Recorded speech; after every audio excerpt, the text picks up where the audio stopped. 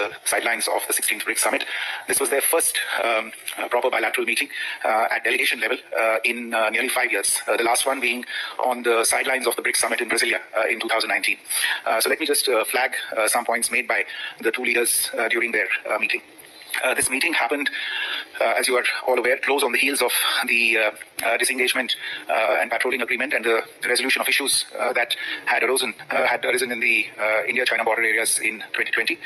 Naturally, the two leaders welcomed the agreement reached between the two sides through sustained dialogue over the last several weeks in diplomatic as well as military channels. Prime Minister Modi underscored the importance of not allowing differences on boundary-related matters to disturb peace and tranquility on our borders. And in this context, the two leaders noted that the special representatives on the India-China boundary question have a critical role to play in the resolution of the boundary question and for the maintenance of peace and tranquility in the border areas. Accordingly, they instructed the special representatives to meet at an early date and to continue their efforts in this regard. You may recall that Special Representative of India, Mr. Ajit Doval, who is also the National Security Advisor, and the Special Representative of the People's Republic of China, Foreign Minister Wang Yi, also a member of the Politburo, have met on the sidelines of international events, but they have not had a round of talks in the Special Representatives format since December 2019. So following today's meeting, we hope to schedule the next round of the SR's talks at an appropriate date. The two leaders also reviewed the state of bilateral relations from a strategic and long-term perspective. They were of the view that stable bilateral relations between India and China, the two largest nations on earth, will have a positive impact on regional and global peace and prosperity.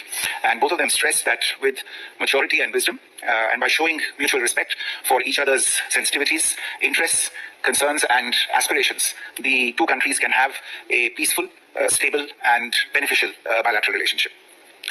As we have maintained during the last 4 years, the restoration of peace and tranquility in the border areas will create space for returning us towards the path of normalization of our bilateral relations. Officials will now take the next steps to discuss enhancing strategic communication and stabilizing bilateral relations by utilizing the relevant official bilateral dialogue mechanisms, including at the level of our respective foreign ministers. The two leaders also briefly reviewed regional and international developments of mutual concern and interest. They agreed to maintain close communication in this regard. Naturally, they also had a very productive exchange on BRICS and the potential for India and China to enhance cooperation on this particular platform. And in closing, Prime Minister Modi also assured India's full support to China's SCO presidency next year in 2025. Let me stop there and request my colleague, our Sherpa,